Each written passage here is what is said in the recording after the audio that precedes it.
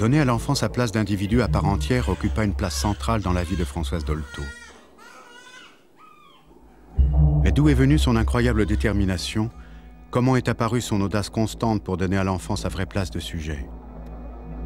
Ce désir militant pour l'enfant, comment et quand s'inscrit-il chez la petite Françoise Marette? Est-ce à sa naissance? Est-ce au tout début de sa vie? La petite Françoise est confiée à une jeune nurse irlandaise qui l'adore, ne la quitte jamais, lui parle anglais au point que ses parents doivent lui parler cette langue pour obtenir un sourire. Mais cette nurse merveilleuse est aussi une jeune délinquante. Elle emmène le bébé avec elle dans le bordel de luxe qu'elle fréquente en cachette pour des fêtes inavouables et des approvisionnements en cocaïne. Françoise vit ainsi, follement aimée par cette jeune fille étrange. Mais à 8 mois, les parents découvrent le poteau rose et la nurse est renvoyée sur l'heure. Après cette séparation brutale, la petite Françoise attrape une double bronchopneumonie et n'est sauvée que par l'instinct de sa mère qui la tient serrée contre sa peau 24 heures durant. Cette épreuve si douloureuse et reçue aussi jeune a-t-elle fondé chez Françoise Marette ce désir de sauver les enfants qui prennent des coups semblables dans leur enfance? Cela est possible. En tout cas, la petite Vava grandit dans une famille heureuse et gaie. Elle est la 4e d'une famille de 7 enfants, marquée par la culture chrétienne et monarchiste que partage la bourgeoisie parisienne du 16e arrondissement.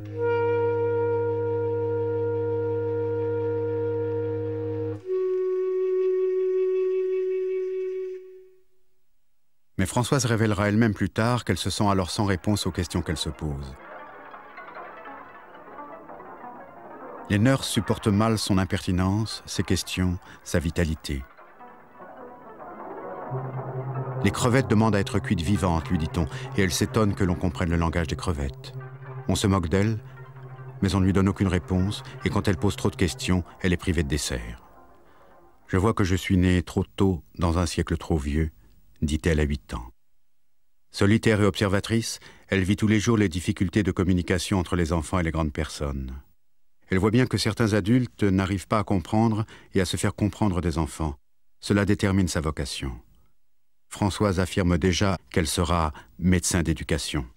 Un médecin qui sait que quand il y a des histoires dans l'éducation, ça fait des maladies aux enfants, qui ne sont pas des vraies maladies, mais qui font vraiment de l'embêtement dans les familles et compliquent la vie des enfants qui pourraient être si tranquilles. En pleine guerre de 14, son oncle et parrain chéri, celui qu'elle appelle son fiancé, Pierre Demler, tombe au front. Françoise, à 8 ans, encouragée par l'attitude familiale, prend le deuil comme une vraie veuve de guerre, avec gravité et souffrance. Elle dira plus tard qu'elle refoulera pendant longtemps tout sentiment amoureux après ce deuil injustifié. Le 30 septembre 1920, un drame anéantit la famille Marette. La sœur aînée de Françoise, Jacqueline, séduisante jeune fille aux yeux bleus, brillante, admirée des garçons, adulée par ses parents, meurt d'un cancer. En 1920, Jacqueline a 18 ans, Françoise en a 12. La veille de sa première communion, sa mère lui annonce que Jacqueline, à moins d'un miracle, est perdue. « Prie, lui dit-elle, prie. Dieu peut faire un miracle quand un enfant très pur fait une prière, et il n'y a pas plus pur que la prière d'un enfant qui fait sa première communion. » 2 mois après, Jacqueline meurt dans les bras de sa mère.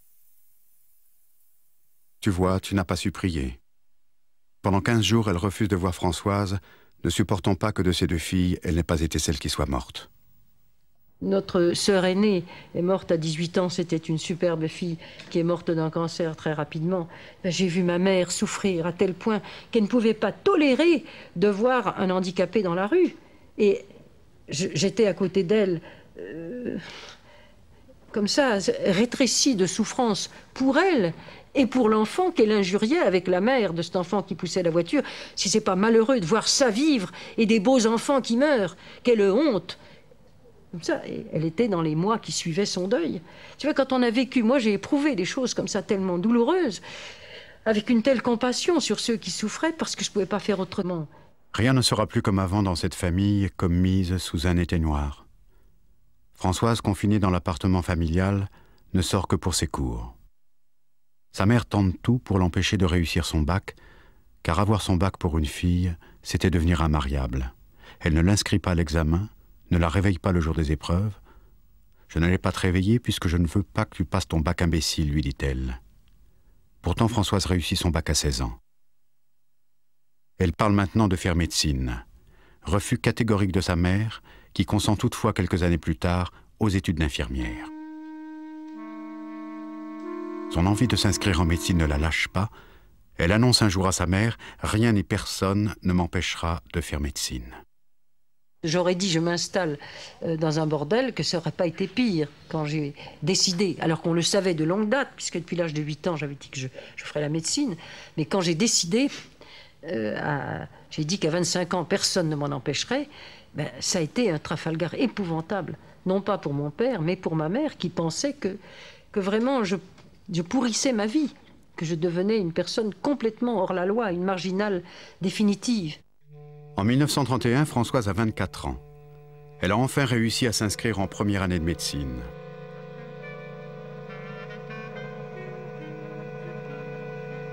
Deuxième, puis troisième année, elle réussit brillamment au désespoir de sa mère. Mais pour Françoise, l'air devient alors irrespirable à la maison. Totalement empêtrée dans des culpabilités accumulées depuis la mort de Jacqueline, Françoise souffre beaucoup. Son malaise s'accentue. Elle perd le sommeil, va mal. À tel point que son père, attentif à toutes les découvertes récentes, lui conseille d'entamer une psychanalyse. Le 17 février 1934, Françoise Marette commence sa psychanalyse avec René Laforgue. Elle durera 3 ans. Dans les années 30, on compte exactement 12 psychanalystes en France. René Laforgue est un de ses fondateurs, c'est même l'un des plus importants. Mais à cette époque, la psychanalyse reste une aventure marginale. Freud, il est à Vienne, et puis c'est le scandale, c'est le sexe. Alors, le milieu médical parisien est terriblement conservateur et pas mal antisémite à l'occasion. Alors, ces histoires d'arrivée d'Autriche, où il est question de sexe, je prends ça avec des pincettes. Très vite, la psychanalyse libère Françoise Marette de ses difficultés. Elle poursuit ses études avec leur cortège de stages obligatoires dans les hôpitaux, dans les services d'enfants en particulier. Elle y découvre la réalité de la situation faite aux enfants qui ont des troubles du caractère et qui vont mal.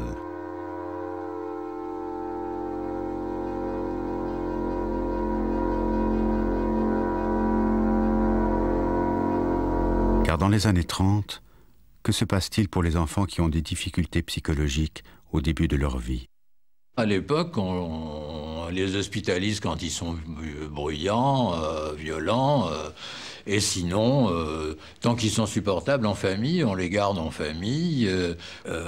Alors, ils arrivent à l'hôpital, mais il faut aussi voir l'hôpital de l'époque, et pas seulement l'hôpital psychiatrique. Hein. L'hôpital général, c'est des salles de 20 à 40 malades, que ce soit à l'Hôtel-Dieu, aux enfants malades ou en hôpital psychiatrique.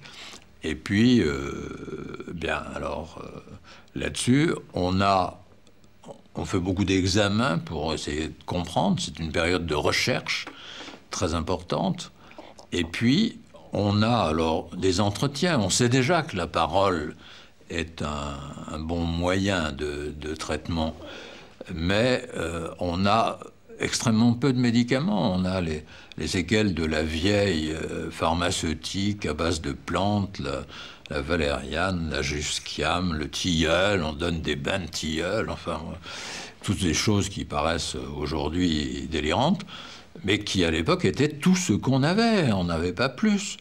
Et puis, il n'y avait pas beaucoup de personnel, et surtout, il n'y avait pas d'argent, parce que les hôpitaux psychiatriques étaient appartenaient au département. Les stages se succèdent. En 1935, un remplacement à l'hôpital pour femmes de Maison-Blanche la plonge dans l'horreur de la psychiatrie d'adultes. Elle se dit « On ne peut rien faire avec des adultes aussi atteints, c'est trop tard. » C'est avec les enfants qu'il faut travailler, à la prévention des troubles qui, plus tard, feront les états mentaux irréversibles. Le 5 mai 1936, Elle commence un stage dans le service de psychiatrie pour enfants à l'hôpital de Vaugirard, chez le professeur Georges Heuillère. J'ai appris, horrifié chez Heuillère, ce qu'il ne fallait pas faire. Le pédiatre se devait d'être en empathie avec l'enfant dont il s'occupait. Au lieu de lui dire « Alors tu n'as même pas de peine, tu as fugué, tu vois que ta mère a failli en devenir folle et tu t'en fous. » Comme le gosse était furieux, le médecin disait « Inatimidable ». Il écrivait « Inatimidable ». Mère grosse débile, maison de correction. Ça me semblait épouvantable. Bon, c'était les délinquants, c'était Heuillère, oh ben c'est les petits fous. Même quelqu'un comme Michaud, qui a eu la chair après Heuillère, en parlait avec le plus parfait mépris. Enfin, ces petits fous, on peut rien pour eux, ils s'en foutent, resteront. La déficience intellectuelle était un état qui était donné à la naissance, qui dépendait de dysfonctionnement du système nerveux et qui n'était pas amendable. Et cet état est le même tout au long de la vie. C'était la définition d'Esquirol en 1850. On la retrouve dans les années 30 ou 40 sous la plume d'un auteur comme Dole, qui faisait autorité aux États-Unis et qui disait « Débile un jour, débile toujours ». Je suis entré à la Fondation Vallée le 1er janvier 1957. C'est l'hôpital psychiatrique pour enfants de sexe féminin du département de la Seine. La situation qui va être décrite est celle de l'année 1957. Elle permet d'imaginer ce qu'était la psychiatrie infantile 20 ans auparavant, à l'époque où Françoise Marette termine ses études de médecine. Je n'imaginais pas qu'on puisse encore, en 1957, rencontrer un lieu aussi carcéral, d'un autre âge, d'un autre monde. C'était affreux. Et il y a ce qu'on appelle les grabataires, c'est-à-dire qu'il y a des enfants qui restent dans leur lit toute la journée, et puis il y a les gâteux, c'est la terminologie, hein. C'est terrifiant d'étiqueter les enfants comme ça. Et on les voit, ils sont assis sur des chaises percées toute la journée. C'est quelque chose de terrifiant. Enfin, même aujourd'hui encore, quand je l'évoque, je dois dire que je suis troublé. Les plus agités sont en camisole de force, ils sont attachés au banc, et les autres s'agitent, ils tournoient sans que rien puisse être organisé. On entrait, la porte se fermait, elle se rouvrait pour la majorité d'entre eux à l'âge de 16 ans pour aller dans un hôpital psychiatrique d'adultes.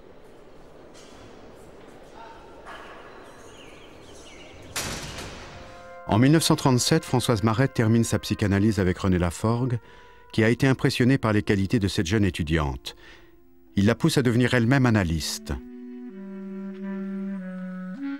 Cette année 1937, dans le service du professeur Heuillère, Françoise Marette fait une rencontre décisive.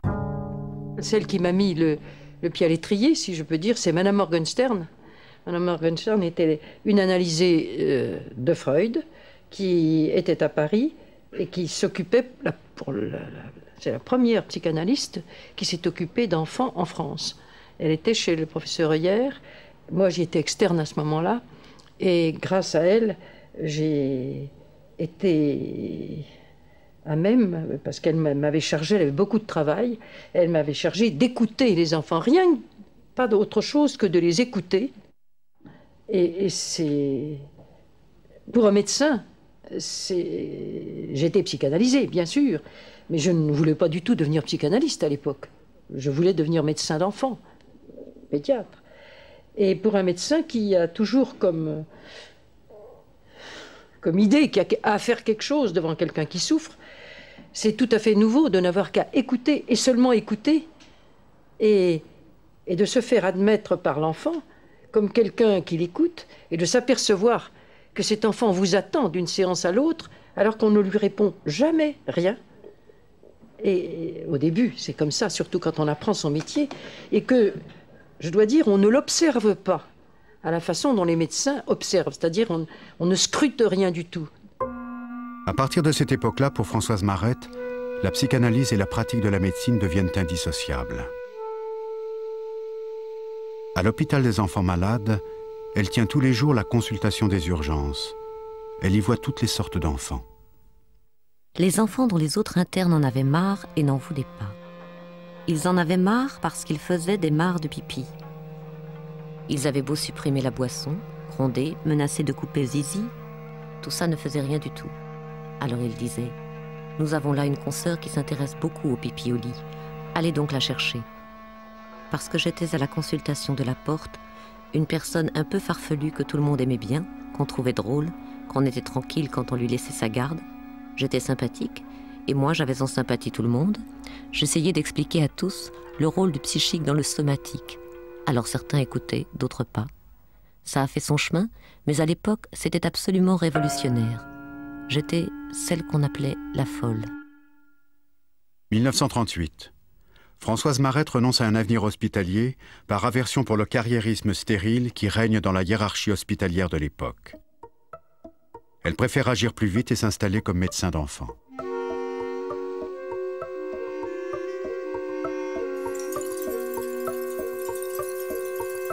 Elle passe donc sa thèse.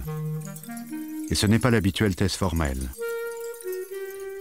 Ce jour-là, le président du jury de soutenance s'adresse à elle. D'habitude, je ne lis pas les thèses de ceux que je ne préside pas moi-même. Mais la vôtre, je n'ai pas pu la lâcher de la nuit. Je me suis tapé le derrière à la suspension. Il a dit ça à couvert de sa thèse, de sa toge.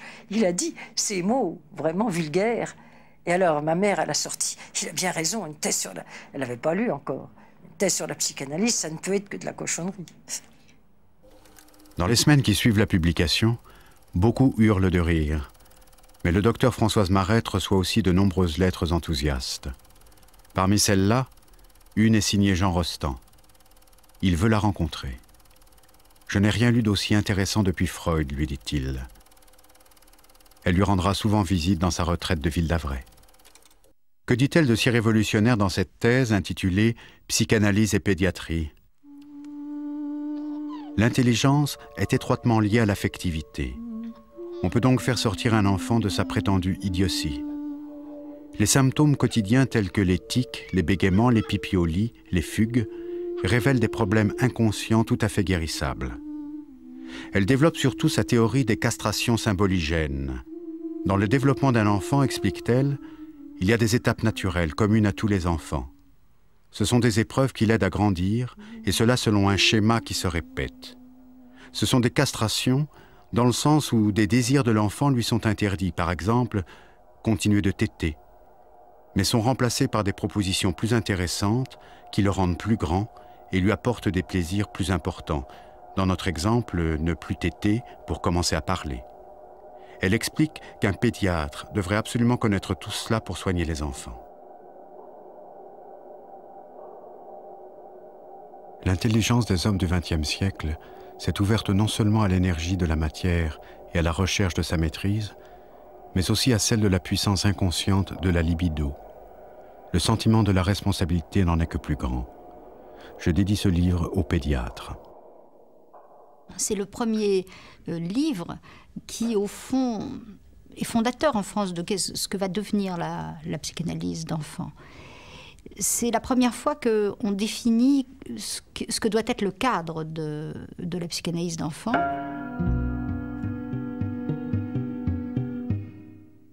Elle est quand même très imprégnée du mouvement psychanalytique et de tout ce qui se fait.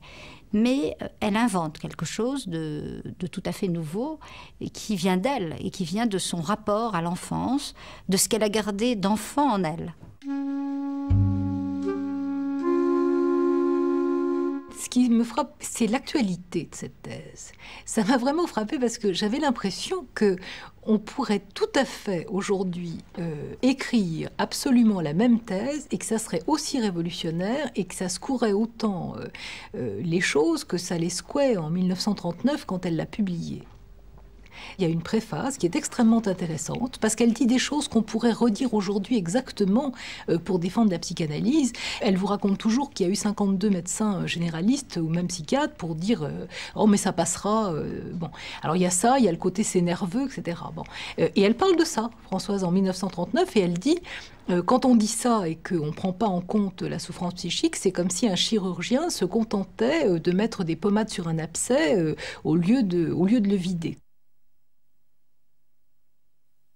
C'est le cas d'une fillette de 3 ans et demi, Josette, amenée à la consultation de monsieur le docteur Darré aux enfants malades pour un état général inquiétant. Amaigrissement, pâleur, anorexie, indifférence au jeu, insomnie, crise de nerfs. L'examen somatique était négatif. Je commence l'interrogatoire de la mère en demandant des précisions de date. Les cauchemars ont commencé il y a 3 semaines. Le caractère de l'enfant s'est modifié en même temps. De gaie et vivante, elle est devenue taciturne et indifférente. Je demande où couche Josette. Sa mère me répond dans notre chambre, mais dit-elle, elle est trop grande maintenant et nous avons acheté un divan pour la faire coucher dans la salle à manger. Je demande des précisions de date, il y a 3 semaines. Je souligne la coïncidence. Pensez-vous, elle est bien trop petite pour comprendre? L'enfant se mit à me fixer attentivement dès que je parlais de la coïncidence des troubles avec l'achat du divan. Comprenant que ces symptômes manifestaient un refus inconscient de quitter la chambre de ses parents, d'abandonner sa mère à son père, j'ai expliqué à la mère devant Josette qu'il fallait l'aider à supporter l'idée de se séparer de ses parents, à être une grande fille, ce dont elle avait peur. Peut-être croyait-elle qu'on l'aimerait moins. La petite, très attentive, écoutait et pleurait silencieusement. Le soir même, papa et maman ont parlé à Josette. Papa a été plus câlin avec elle. Il lui décrivit la grande fille qu'elle allait devenir et dont il serait fier. L'école où elle irait bientôt avec d'autres enfants. 4 jours après, la mère revient. L'enfant est plus calme. Elle a dormi, bien que d'un sommeil léger. L'énurésie a persisté les 2 premières nuits, mais on n'a pas grondé l'enfant. Je propose qu'elle couche maintenant dans l'autre pièce et je l'explique à Josette qui acquiesce. Je conseille au père d'aller embrasser la petite au lit. Et j'ajoute que sous aucun prétexte, les parents ne devront la reprendre dans leur chambre. 8 jours plus tard, la mère revient avec une Josette rieuse et fière. L'enfant prend des airs de fillette et c'est elle-même qui a voulu venir dire à la doctoresse qu'elle était guérie.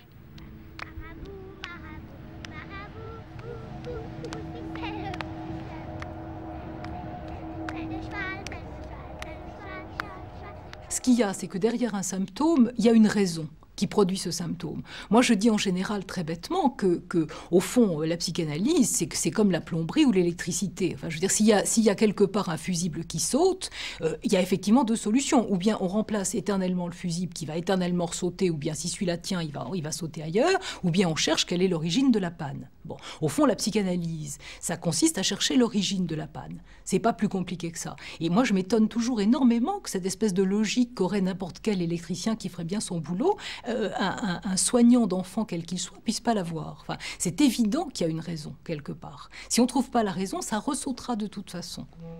Le 1er septembre 1939, le docteur Françoise Marette s'installe à Paris, square Henri Paté, comme médecin généraliste d'enfants. Quelques patients lui sont aussi envoyés pour des psychanalyses. Il faut dire que je n'ai pas choisi d'être psychanalyste. Je ne voulais pas être psychanalyste et j'ai résisté comme un boya. Je croyais que jamais je m'y ferais de rester assise toute la journée. Et pour moi, ça me semblait abominable parce que je suis motrice et que j'ai besoin. Je te dirais que les premiers cas, j'étais obligée de faire le tour du pâté de maison. À l'époque où il n'y avait pas de jogging, je faisais semblant d'être très pressée et je courais autour de la maison pour me remettre à d'intégrum. C'est très curieux. Ensuite, un beau jour, j'ai compris qu'en scandant des alexandrins, et vraiment en les scandant dans le rythme musical, parce que je pouvais mettre un disque aussi, surtout un disque de Bach, ça me remettait en d'intégrum. Mais le suivant, il entendait que je faisais la musique de Bach au lieu de le prendre. C'était difficile. Alors, faire un tour, aller faire une course, oui, il pouvait attendre. Je fais une course, je revenais. Mais si je lisais à voix basse, pour moi, du Racine, surtout Racine est tout à fait dans mes rythmes. Et bien alors, j'étais remise en état après une page de Racine, tout à fait. J'étais capable, très tranquillement, de nouveau, d'écouter quelqu'un. La guerre lui offre un champ d'observation dramatique sur les dégâts causés sur le psychisme des adultes et des enfants. Mais pendant la guerre, si, j'ai vu la consultation des enfants qui, du jour au lendemain, quand les pères ont été prisonniers, enfin quand la France a été vaincue, puisque les Parisiens sont revenus. Tu sais que tous les Parisiens étaient partis pendant ce qu'on appelle la drôle de guerre, de peur que la ville ait des gaz asphyxiants, et c'était impossible de protéger les enfants. Mais quand les enfants apprenaient que leur père était prisonnier, alors les garçons étaient réglés, tous pipi au lit, du jour au lendemain. 8 ans, 9 ans, 10 ans, 11 ans. Hein? Alors moi, ça m'a intéressé. Justement, ça s'explique par l'image du corps. Chute sur l'image du corps pré-génitale, l'image excrémentielle, pour ne pas prendre la place du père géniteur, puisqu'il n'y en a pas. De même que, en même temps que l'enfant devenait pipi au lit, pisseur au lit, et la fille suceuse de pouce, la mère devenait aménorrhée. Alors les gynécos, les consultations de gynécos étaient pleines de femmes aménorrhéiques parce qu'elles avaient appris que leur mari était prisonnier et on ne savait pas tout le temps la suite de la durée de la guerre. Alors tous ces effets dans le corps de gens qui acceptaient l'épreuve sur le plan des sentiments et des affects, mais qui avaient ce dysfonctionnement de leur corps, ça ne pouvait pas ne pas faire réfléchir un psychanalyste. Pendant ces années de guerre, elle poursuit ses recherches et s'intéresse de plus en plus aux nourrissons, encore considérés comme un tube digestif. Elle retrouve ses préoccupations dans les expériences de certains pionniers. Ça se passait chez le docteur Ribado-Dumas, qui avait la charge de la pouponnière d'un hôpital. Moi, j'avais été déjà psychanalysée et je connaissais des internes de mes camarades qui étaient chez lui. Ils disaient, ah, vous seriez contente chez Ribado-Dumas, il est en train de faire une expérience de folie, ça vous ravirait. Alors je dirais, qu'est-ce que c'est que cette expérience de folie? Nous allons voir, mais d'après tout ce que vous nous racontez, ça devrait apporter quelque chose. Et cette expérience de folie, qui a en effet rapporté une chute de mortalité des bébés, comme ça, et qui a fait rigoler les salles de garde, enfin, c'est un hasard, etc. Il avait décidé, il avait pris des mois avant d'y arriver, il avait décidé que ces infirmières qui s'occupaient de la crèche, c'est-à-dire les petits dans l'hôpital, hôpital général pour les enfants malades physiques, il avait décidé que aux enfants auxquels elles étaient préposées, c'est-à-dire chacune avait 5 ou 6 ou 7 enfants, je ne sais plus, chacune a des lits, elles obligatoirement devaient passer 5 minutes d'horloge le matin, 5 minutes d'horloge dans l'après-midi, à parler à ces enfants sans les toucher et sans faire aucun soin. Et la parole qu'elles avaient à leur dire, c'était des paroles aimables, dans le ton aimable, en faisant une purée de leurs prénoms, de papa, maman et les prénoms des frères et sœurs de la famille.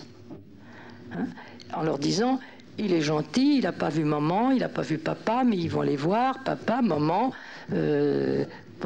Polo, comment on les appelait leurs prénoms, en les prenant dans les bras, en se promenant et en parlant comme ça, et sans faire autre chose.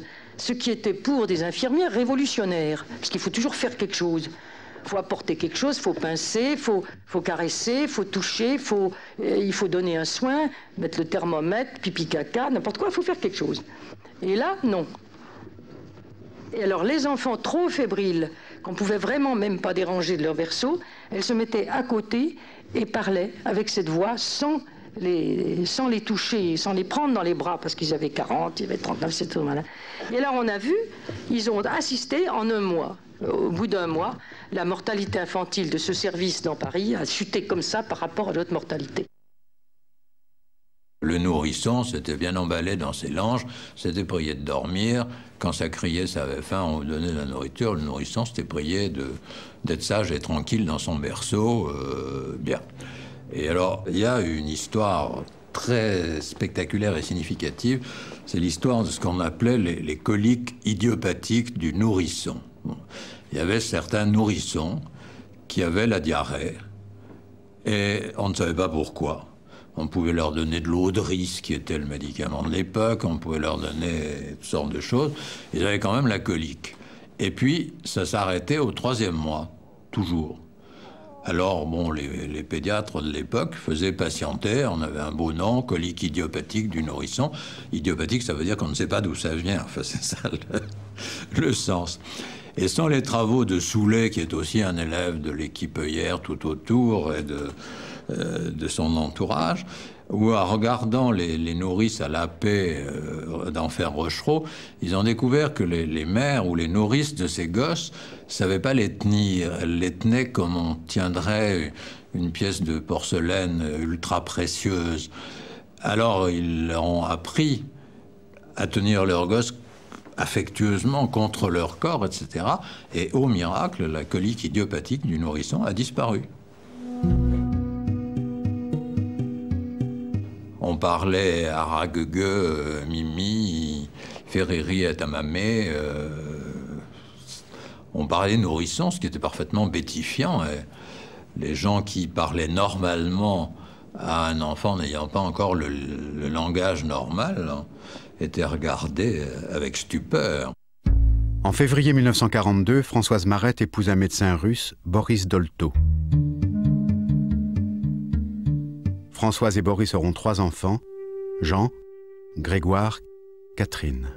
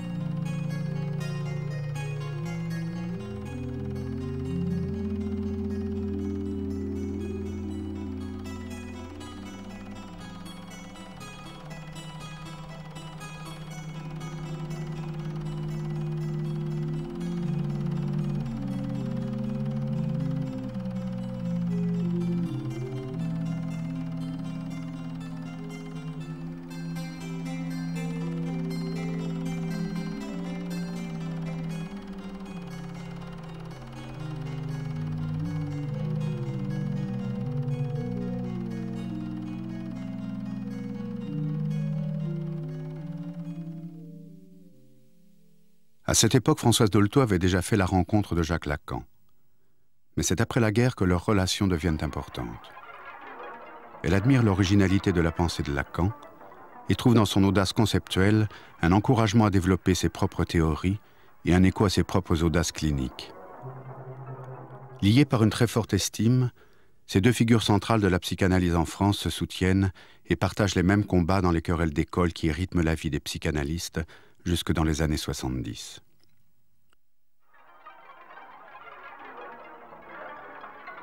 Dans leur pratique clinique, ils ont en commun une écoute exceptionnelle qui leur permet de remonter jusqu'aux strates les plus archaïques de l'inconscient. Ils ont certes des désaccords, mais ils ont une même conception de l'analyse.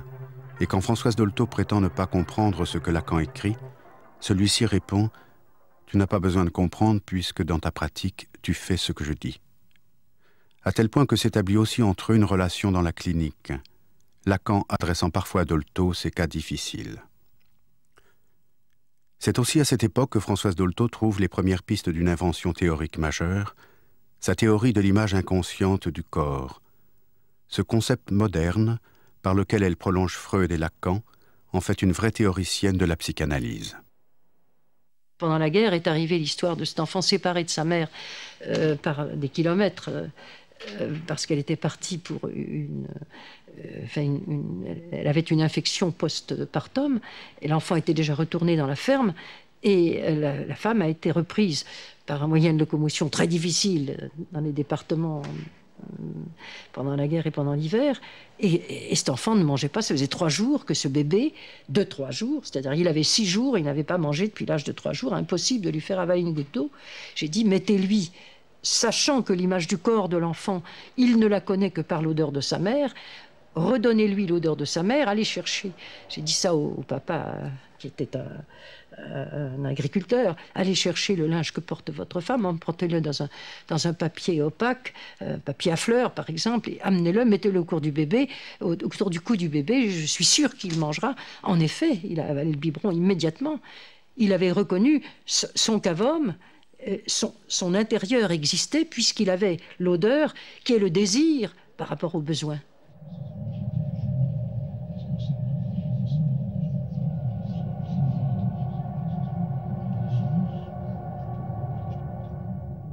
Et c'est quand même ça, on peut dire, qui a été le fort de son apport et de son originalité, c'est-à-dire de son invention même davantage, de mettre l'accent sur à quel point l'être humain, y compris dans son enfance, est déjà un être de langage et de communication.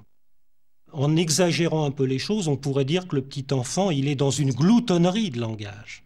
Je veux dire que cet enfant que l'on dit n'être qu'un tube digestif, seulement en appétit d'ouvrir la bouche pour gober des choses, je crois qu'en fait, il faut entendre son ouvrir la bouche comme en même temps en appel de recevoir de la communication. Il demande autant du langage que du lait, ou du langage à travers le lait qui lui est donné.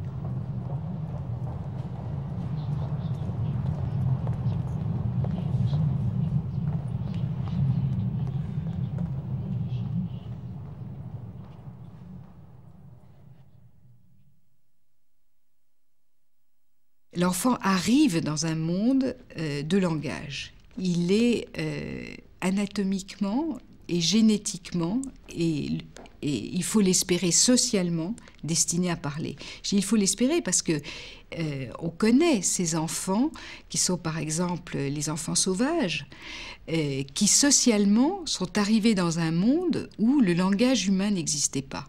Eh bien, ces enfants étaient anatomiquement prédisposés à parler, génétiquement prédisposés à parler et n'ont pas parlé. C'est-à-dire que pour parler, il faut qu'il y ait au moins 3 personnes. Je dis au moins 3 parce que déjà, il faut être 2 pour faire un enfant, et quand l'enfant est là, ça fait 3.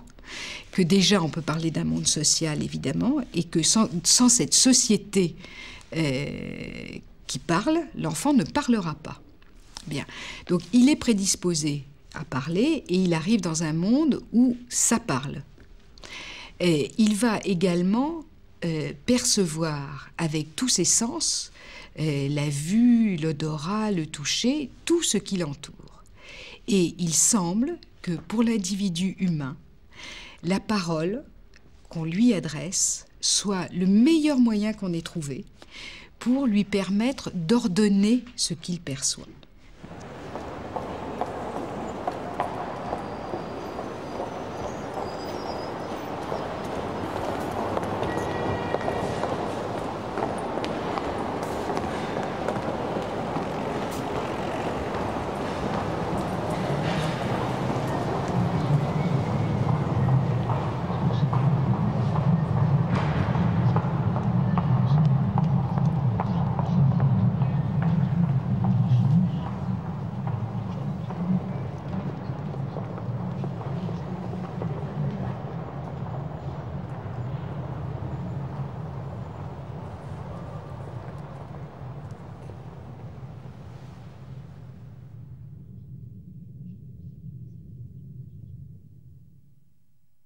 Un enfant bébé, si on parle de lui, de ce qui lui est arrivé, de ce qui le concerne, avec le désir de lui communiquer le savoir que nous en avons, il l'entend.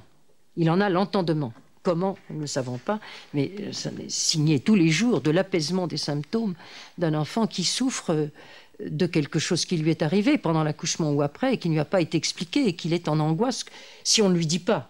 Il ne lui explique pas ce que c'était, il conserve son angoisse. Si on le lui explique, l'angoisse disparaît. Ces observations d'enfants bébés anorexiques dont je parle et qui a guéri de parler de la situation à sa naissance qui était compliquée pour sa mère, cet enfant a guéri de son anorexie, c'était surprenant. Mais comment, la mère me demandant, mais comment un bébé, il ne peut pas vous entendre, il ne peut pas vous comprendre. Et moi, disant à ce bébé, je ne sais pas si tu m'as compris, ta maman pense que tu n'as pas compris. Si tu as entendu et que ce que je t'ai dit t'a intéressé, tourne la tête vers moi. Ce petit bébé qui avait perdu beaucoup son poids naissant, niché dans sa mère, avec un effort extraordinaire, tourne sa tête vers moi. Évidemment, la mère avait compris que son bébé avait compris. Oui.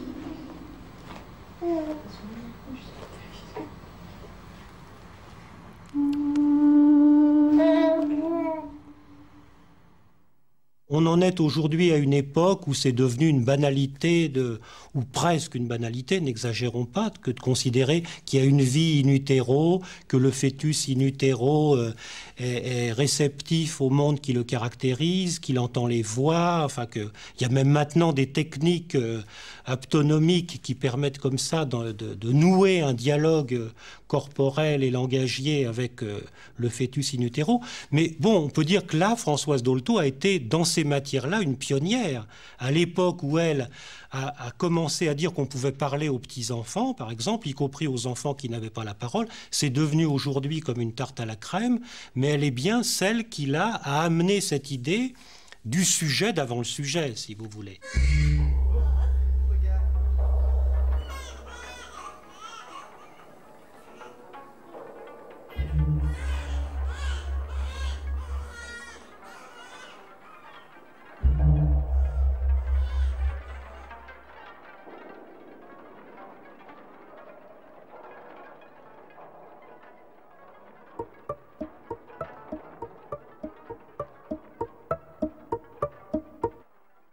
Je crois que ce qui permet à un enfant de se structurer d'abord, c'est d'être une personne pour ses parents.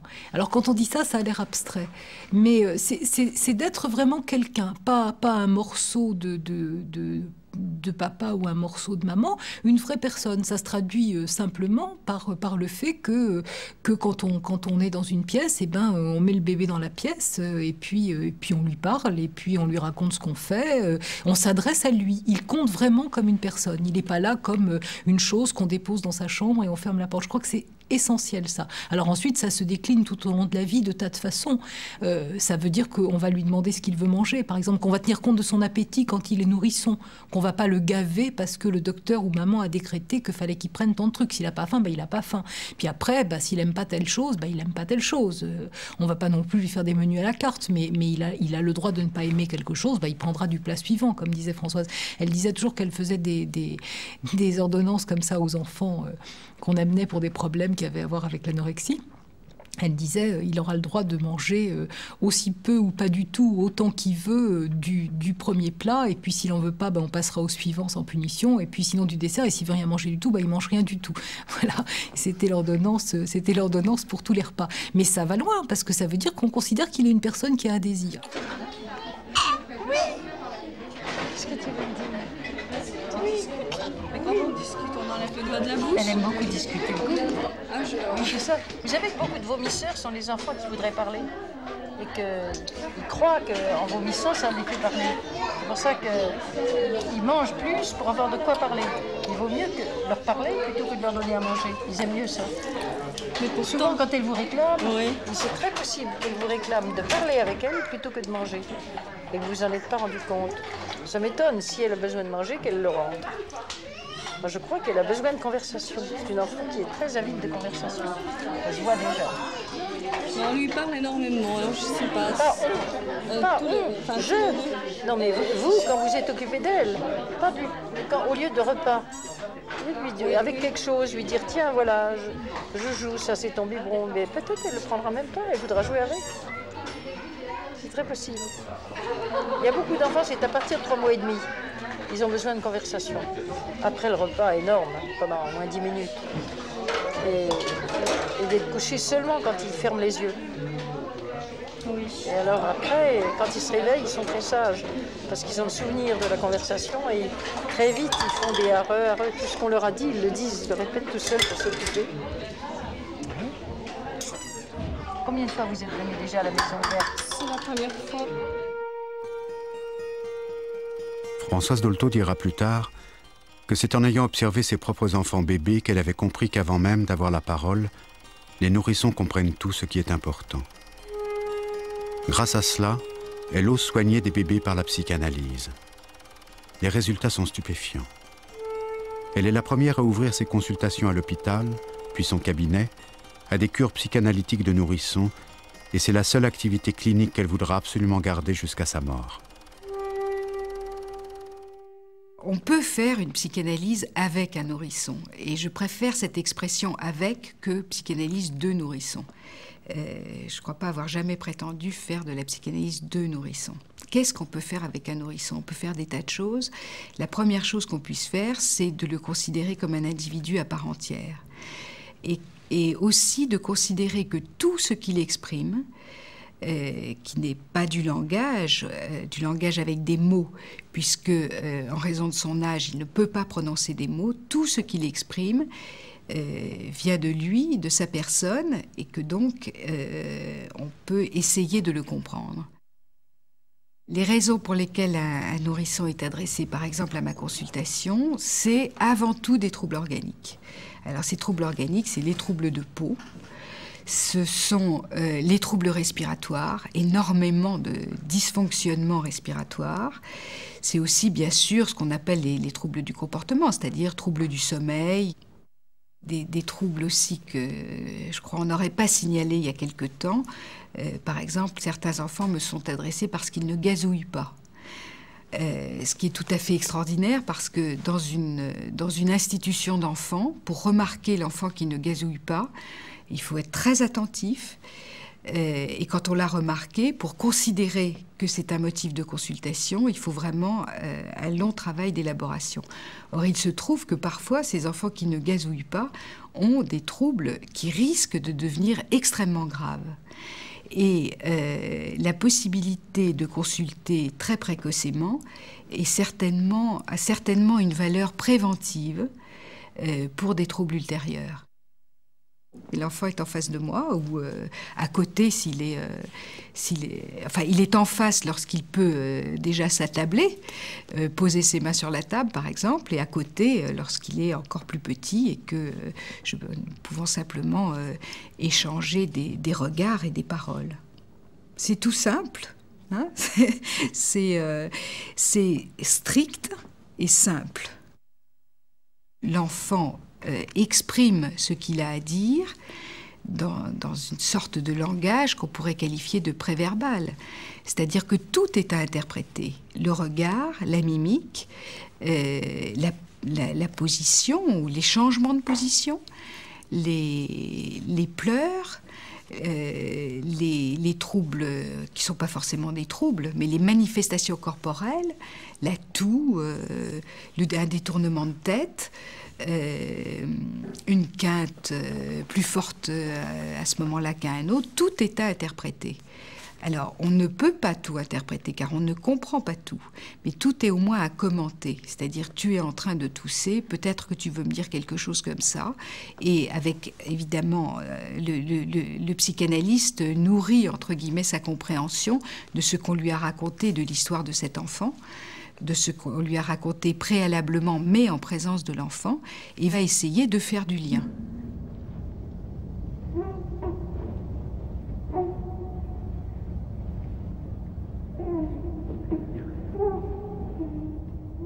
Nous, adultes, on a une certaine sensiblerie qui nous reste, et on a toujours envie de protéger les enfants. Et en particulier, on se dit « Ah, je ne vais pas lui dire ça, ça va être terrible, ça va lui faire de la peine, etc. » On s'aperçoit lorsque l'on a des choses terribles à dire à des enfants, qu'ils ont été abandonnés, qu'ils ne reverront plus jamais leurs parents. Bon, j'en passe parce que je ne veux pas faire de catalogue d'horreur, mais quand on a des choses très dures à leur dire, on s'aperçoit que ce qui prime pour l'enfant, en particulier pour le nourrisson, c'est que le fait qu'on leur ait dit la bonne chose au bon moment va leur permettre d'organiser leurs sensations. Et que c'est ça qui est important. Et je le dis parce que la sensiblerie avec les nourrissons est, je crois, ce qu'il y a de plus mauvais. Une fois qu'on a dit à un enfant ce qu'il en est, l'enfant va organiser ses sensations, il va sortir du chaos et du vide. Ne pas dire, c'est le laisser dans une situation de véritable catastrophe.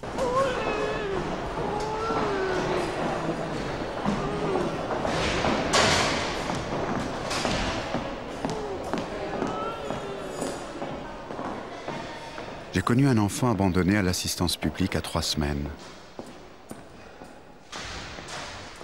Il refusait de manger, criant, geignant tout le temps, toujours sale, morveux, vomissant, salissant ses couches dès que changé, le regard comme hagard. Cet enfant de 2 ans paraissait 9 à 10 mois et il avait l'air fou. Une cure psychanalytique a été tentée. Il a accepté le contact avec moi en hurlant de détresse et en me regardant. Je lui ai expliqué son statut particulier. Lui seul savait pourquoi il avait survécu. C'est un des rares enfants qui ait été abandonné avec la demande spécifiée de sa mère que jamais il ne puisse savoir qui elle était, ce qui est très rare. Il n'a commencé à changer que lorsque je lui ai donné comme hypothèse d'interprétation que c'était lui qui, par amour pour sa maman qu'il avait mis au monde et qu'il avait portée, en sachant qu'elle le rejetterait du jour de sa naissance, voulait recréer avec tout le monde ce mode relationnel, être rejetable par tout le monde, pour que tout le monde soit comme maman. Il y a eu un reflet étonnant dans son regard quand je lui ai dit « Mais ta maman qui t'a rejeté, elle t'a rejeté pour que tu sois sans elle, moins malheureux qu'avec elle. » Là, j'ai senti que j'avais touché quelque chose, et à partir de là, il n'a plus vomi, il n'a plus pissé et chié partout. Il a commencé à regarder, sourire, jaser, prendre du poids, être propre.